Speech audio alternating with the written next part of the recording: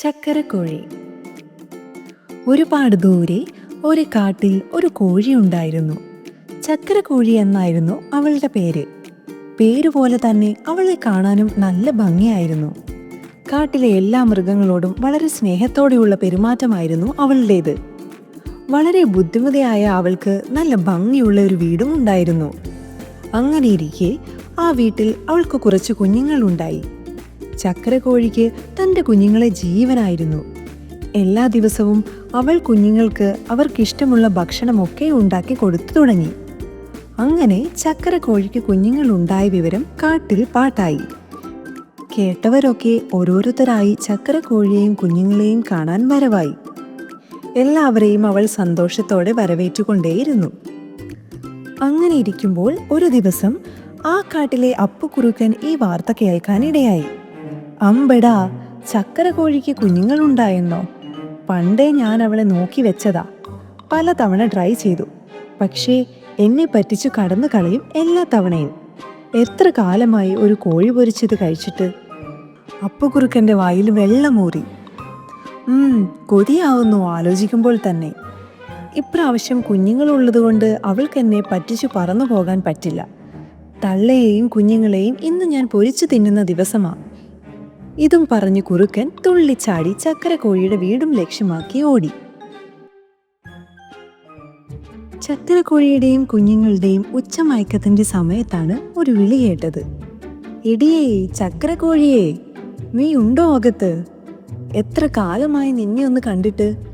ഞാൻ ഈ കാട് വിട്ട് പോവാടി. നിന്നോട് യാത്ര പറയാൻ വന്നതാ.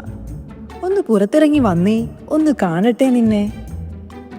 കുറുക്കൻ സൂത്രത്തിൽ പറഞ്ഞു. എന്നാൽ കുറുക്കൻ്റെ ഈ സൂത്രത്തിലുള്ള ഡയലോഗുകളെല്ലാം കേട്ടപ്പോൾ തന്നെ അവൾക്ക് കാര്യം മനസ്സിലായി. എടാ കള്ളക്കുറുക്കാ, ഇവനൊരു പണിയാവുമല്ലോ, അവൾ മനസ്സിൽ ആലോചിച്ചു. പിന്നെയും കുറുക്കൻ പുറത്തുനിന്ന് അവളെ വിളിച്ചുകൊണ്ടേയിരുന്നു. ശബ്ദം കേട്ട് കോഴിക്കുഞ്ഞുങ്ങൾ പേടിച്ച് അമ്മയുടെ അടുത്ത് വന്നു നിന്നു. ഇത് കണ്ട കോഴിയമ്മ ഉറക്കെ പറഞ്ഞു. എടാ അപ്പുകുറുക്കാ, ഞങ്ങൾ ഉറങ്ങുന്ന സമയമാണിത്. നീ ഇപ്പോൾ പോയിട്ട് പിന്നെ വാ.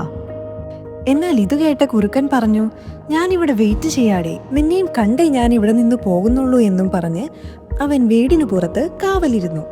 ആദ്യമൊന്നു ഭയന്നെങ്കിലും ബുദ്ധിപൂർവ്വം കാര്യങ്ങൾ കൈകാര്യം ചെയ്യണമെന്ന് അമ്മ കോഴിക്ക് മനസ്സിലായി. ഇല്ലെങ്കിൽ തന്നെയും കുഞ്ഞുങ്ങളെയും അവൻ ശരിപ്പെടുത്തുമെന്ന് അവൾക്കറിയാമായിരുന്നു.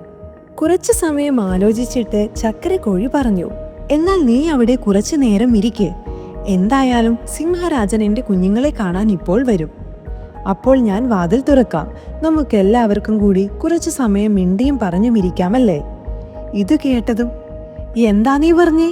സിംഹരാജനോ? പുള്ളി എന്തിനാടി ഈ ടൈമിൽ വരുന്നേ? കുറുക്കൻ പേടിച്ച് വിരുണ്ടുപോയി. കാട്ടിലെ മൃഗങ്ങളെ ഉപദ്രവിക്കുന്നത് കൊണ്ട് എൻ്റെ അടുത്ത പുള്ളി ഈ കാട്ടിൽ കണ്ടുപോകരുതെന്ന് പറഞ്ഞിട്ടുണ്ട്. പുള്ളി എന്നെ ഇവിടെ വെച്ച് കണ്ടാൽ ആകെ കുഴപ്പമാകും. ഉള്ളിൽ ചിരിച്ചുകൊണ്ട് ചക്കരക്കോഴി പറഞ്ഞു, അതൊന്നും ഉണ്ടാവില്ലടാ, സിംഹരാജൻ നിന്നെ ഒന്നും ചെയ്യില്ല. ഇത് പറഞ്ഞതും അവൾ പെട്ടെന്ന് ഉച്ചത്തിൽ പറഞ്ഞു, ഹായ്, അതാ സിംഹരാജൻ അകലെ നിന്നും വരുന്നുണ്ട്. ഇവിടേക്ക് തന്നെയാണ് വരുന്നത്. ഞാനിവിടെ വന്ന കാര്യം പുള്ളിയോട് പറയല്ലേ. ഇനി മേലെ ഞാൻ ഈ വഴിക്കില്ല എന്നും പറഞ്ഞ് അപ്പുകുറുക്കൻ വാലും പൊക്കി പിടിച്ച് ഓടി. ആ ഓട്ടം കണ്ട് ചക്കരക്കോഴിക്കും കുഞ്ഞുങ്ങൾക്കും ചിരി സഹിക്കാനായില്ല. ഇനി ഒരിക്കലും നമുക്ക് അവന്റെ ശല്യം കാണില്ല എന്നും പറഞ്ഞ് അവൾ കുഞ്ഞുങ്ങളെ സമാധാനിപ്പിച്ചു.